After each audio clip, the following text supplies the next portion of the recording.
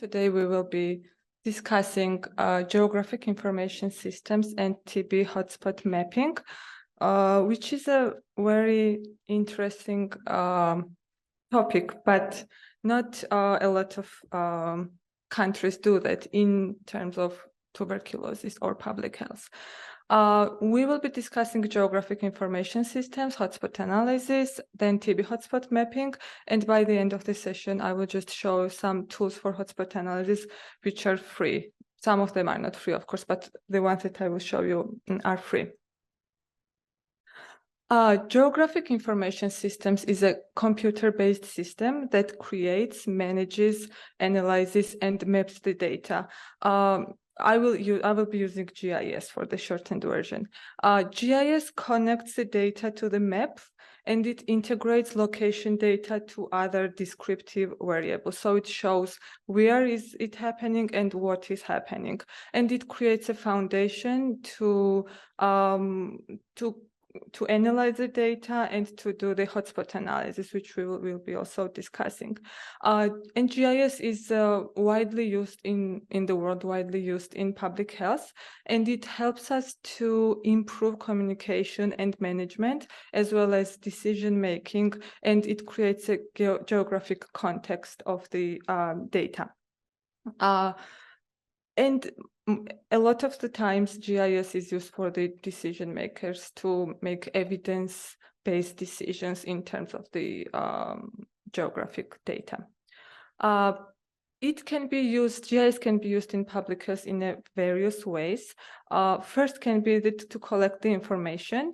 And by that, I mean, the most wide example could be the COVID-19 data.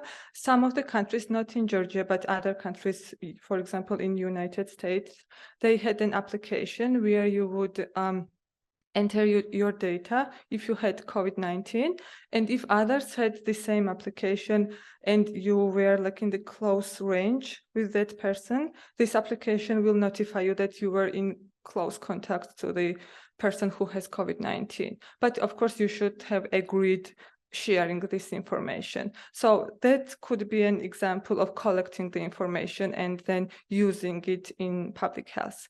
Another use can be to analyze spatial patterns. And especially this can be used when we are talking about infectious diseases, which are transmissible. So it can be transmitted from one person to another. And that means when it goes to one person to another and then another, it moves with space and time as well. So you can use this in terms of infectious diseases to see how it is moving.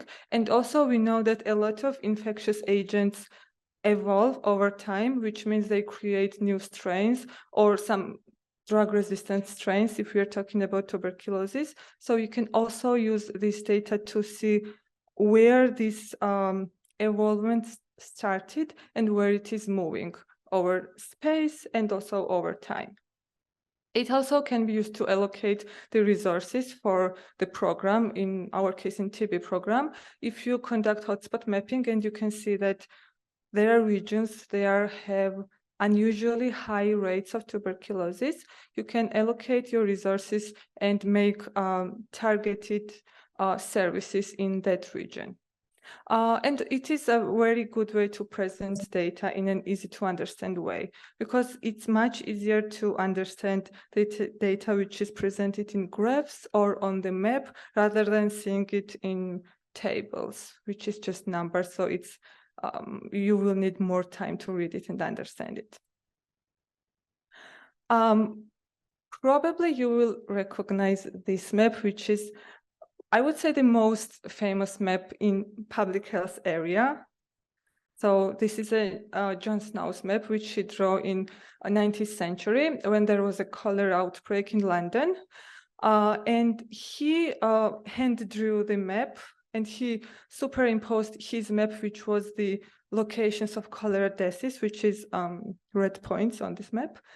And he saw that in some of the area of the Soho, London, cholera death was much higher, and it was clustered around the water some water pump, which is there. And that was on the Broad Street. So then they made decision to remove handles from this water pump, and the cholera deaths significantly decreased once they did this. I will talk about this map a lot in next slides as well. And this is probably one of the earliest studies using maps in public health. I already mentioned this, so I will just.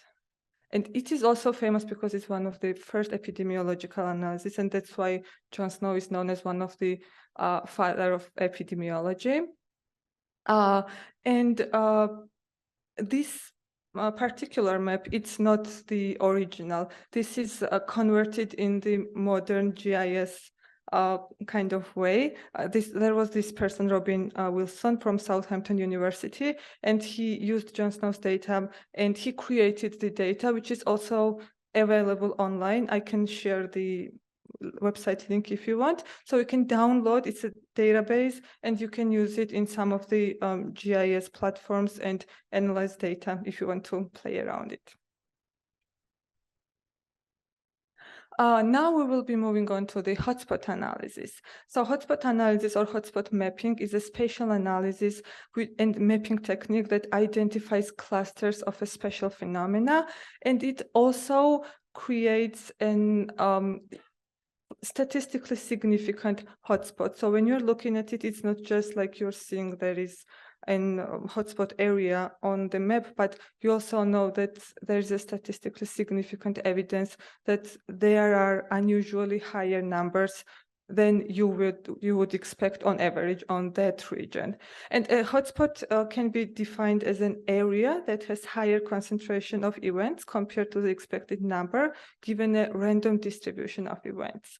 And hotspot analysis in public health can be used, and also in epidemiological research, to make evidence-based decisions, and it's significantly increased in last decades when a lot of GIS platforms were introduced. And hotspot analysis involves several types of data. I won't talk a lot about this because probably you are already tired. First is points, which are locations on this specific region. To see it on the John Snow's map, that can be red circles, which are specific deaths from cholera.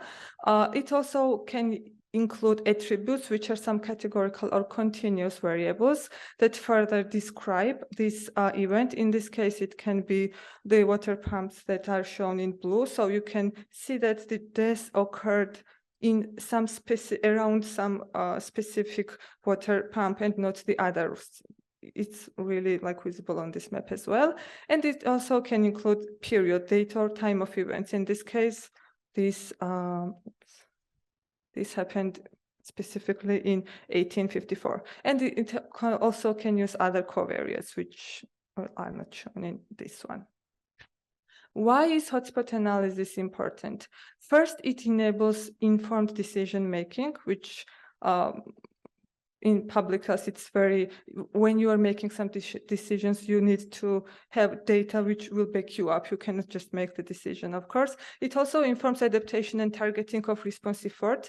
Again, if you have hotspots in tuberculosis cases, you can move your services there, for example, conduct tuberculosis screenings or diagnostic tests and so on. And also it permits meaningful and efficient use of resources to not do the screening in the regions where there are not many cases and move to the hotspot areas, and helps to understand patterns of disease, vulnerability, and risk. And again, this is especially important when we're talking about infectious diseases, because we really need to see how it is spreading and where it is moving. Before I talk about this slide specifically, in Georgia, and particularly in tuberculosis program, we don't have much experience doing any kind of or using any kind of geographic information systems or doing hotspot analysis. This map that shows TB cases in Georgia during 4-year period, which is from 2018 to 2021. This was done by me and my colleague Mari, who is here. But we did this not for tuberculosis program, but for other purposes. And we wanted to see how tuberculosis rates changed after pandemic. So the upper maps show tuberculosis cases before pandemic, and the lower maps show after pandemic. If there is not a very big difference, if you see, but also when you're looking at the hotspot maps or any kind of maps that depicts the data, you should also look the legend, which will show you the grouping of the numbers of tuberculosis cases. Probably, I don't know if you can see, but probably it's very not much distinguishable, but in the upper map, the cases were higher, and on the lower map, the grouped cases are lower because tuberculosis cases decreased during pandemic, which also happened in any other country because of the lockdowns and other pandemic-related restrictions. And hotspot analysis is important because geographic distribution of TB varies at global, country, district, and community level. And also, if you can use GIS to see how the TB strains move from one region to another, if it does. But it's not done currently in Georgia. Do any of your countries or use any GIS in your country in tuberculosis program? No. No.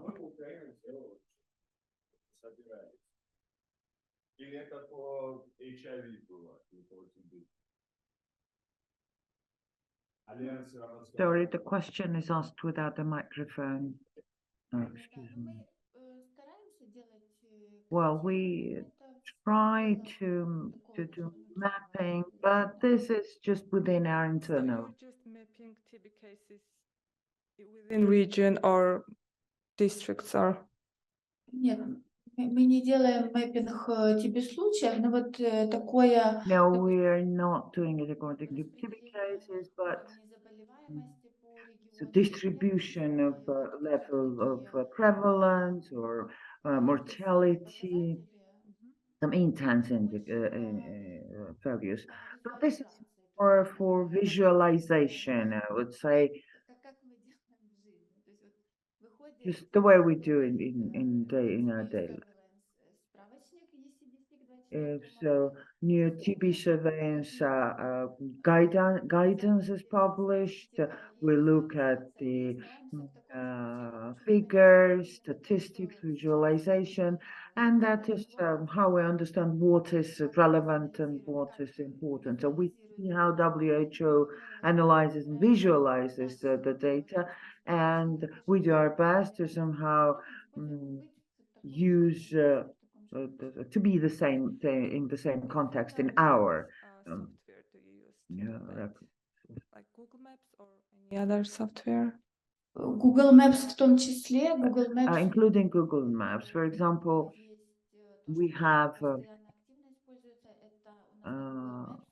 or in Google Maps very actively uses that we apply to Google Maps all the systems and we have the differentiation of the systems, which is on the TB service, under the TB service and on the level. So we have this color, we have other colors, the level of the primary service. So this is a reference, the link is active and you can use it and we post this information on our informational site so that doctors know where to refer the patients and for patients to know where to go. And this is another map that Mari and I did also. So this shows average density and TB rate. Average density is shown in colors, in kind of pinkish red colors. and the dots are TB cases. So, but this is a 2-year period. So this one shows as it's already indicated 2018 to 2019. Like with long No, unfortunately. So the dots itself are not exact because we did not have, this is another challenge. If you're using GIS, you will need your exact map, which is not available. For Georgia, it's not available. It's only available per region. So those are the regions, but we don't have municipalities or districts. You will need that information to link the patients. And another challenge that we have, and you may also have, is that for every patient, you will need their exact address to link it to your map.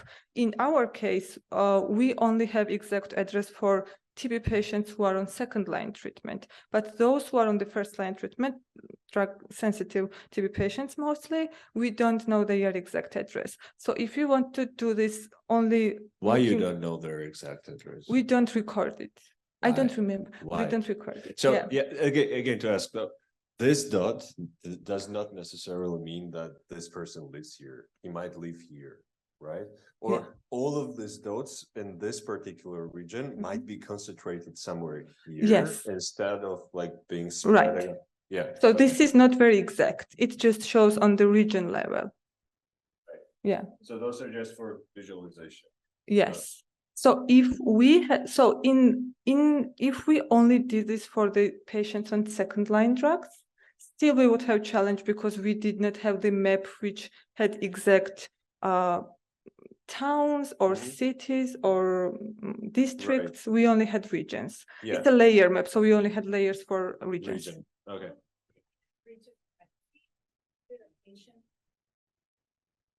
If we only used, I mean, it would, so we did not, but No, just for the translator. I asked, wouldn't it be a violation of a patient's privacy if you included their address? Not exact. Meaning that, because the whole idea, well, to my understanding, the whole idea of GIS in this terms is to have hotspot analysis thing, right? And you have this large region, okay, you can make a heat map on regional level, meaning that, okay, there is a bigger density and it's red. But where exactly?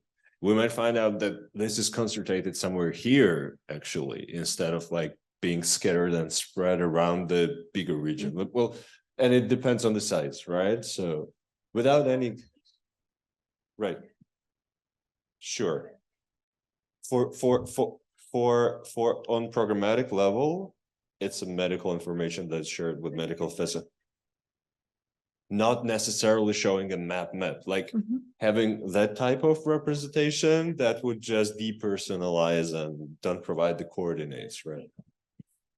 Yeah, then, okay, yeah, sure. probably we would not show that map to the audience, and we will use it for Ourselves, just to no, to target our right. response or services there. So, but in this case, it's not that specific. So Yeah, but I fully get your point because Mhm. in one of the countries where it was tested to do the mapping with clickers and yeah, lots of things with the drug users, where they had very repressive drug policy, then the punitative regime used us to как бы облаву сделать, да, как раз в том месте, где были потребители сконцентрированы. They started arresting people in the places where on the map syringe programs would be needed, but on the other hand, police officers use it to just grab these people, right? Okay. Yeah, smart. Yeah, just for this geographic location purpose, how is the reporting here in Georgia? I know you have all the detailed information in the original TB register about patient address, whatever. When it comes to reporting, obviously, especially paper-based, you don't report to them unless electronic. But is it at least the health facility Is it coming in the report somehow? Because those locations, they might not show the actual residence of the patient because that's too detailed. But at least the health facilities where those kids are reported from. Does it come in the reporting system, and will it help in this GIS mapping? So we can know from which facility the patients were diagnosed, but because we don't have the layer map to connect that data, we only had the map that showed the regions, but we don't have it that detailed that it will show facilities. No one works in that area. In Georgia, there is a GIS, some specialists, but they are working mostly on not in the public health area. So when I asked one of them to provide layers for the Georgia, they only had the region level, yeah. There are some military maps actually that provide very detailed. I'm sure they are. You see, I see it like a teamwork by level. Hmm. You guys sitting in the capital city, yes, you see it by lower, the next subnational level. But if somebody at lower level does the GIS, especially those regional province, whatever, they collect data from health facility, maybe more granular for that level. The more you move up, of course, data has become more and more aggregated and you lose that detail. Right. But the lower you go, it can be more and more specific to the location. Yeah. Right, yeah. If we can start thinking about it, and probably there would be a way to have much detailed data than much detailed map layers than this that you can see here.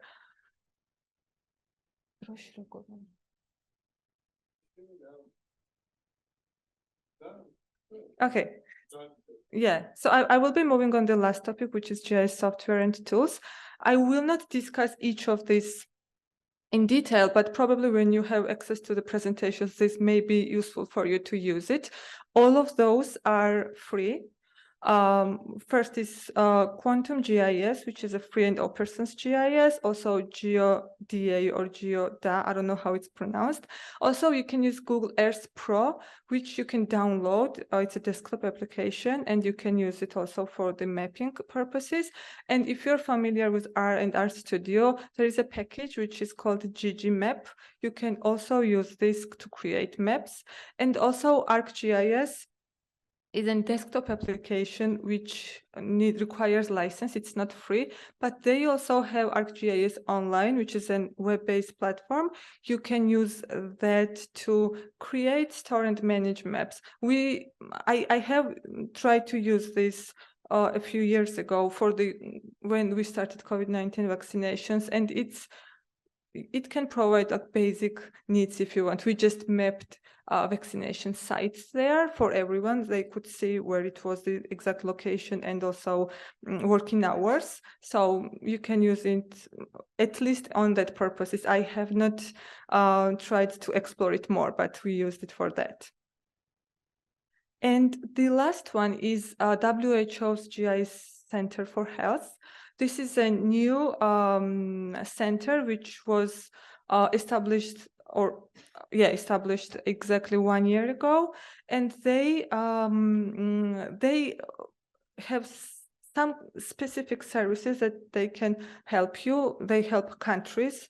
I don't know very much in detail what they do and how they do, but I feel like this is a very good opportunity if you're planning to use GIS, to contact them, because they provide a lot of services which also can be shown here. And there is a link that you can go there, and also QR code, which probably Sandro created because he likes QR codes. So you can also use this to see what they are doing exactly, because it's too much to discuss within this session.